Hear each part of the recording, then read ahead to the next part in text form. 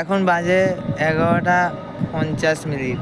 আর 10 minute পরে 2025 থেকে 2026-এ পড়বে। বিষয়টা খুবই ভালো লাগছে, কিন্তু দুঃখের বিষয় হচ্ছে আমি আছি বিদেশ। এবছর খুব ইচ্ছা ছিল 1 জানুয়ারিতে বন্ধুদের সাথে আড্ডা দিব, ঘুরতে যাব, অনেক এনজয় করব, কিন্তু হলো না। চলে আসতে হলো বিদেশ। তো বিদেশ কেন আসা হলো? গরিব ঘরের ছেলে, টাকা দরকার।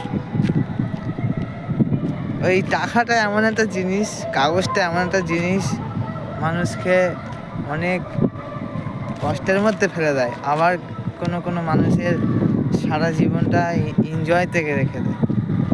কারণ আমরা তো গরিব ঘরের ছেলে, ওই জন্য টাকার জন্য চলে আসতে হলো বিদেশ।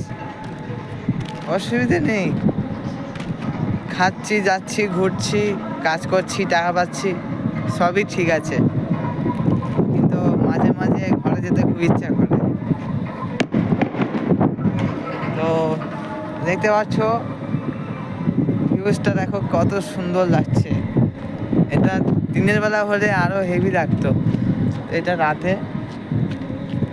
এই সাইডে জঙ্গল আছে, সাইডে বিল্ডিং, তো এই সাইডে সেরকম একটা ভিউ নেই। তো এই সাইডে লাইট লাগিয়েছে, এই সাইডে গান চলছে।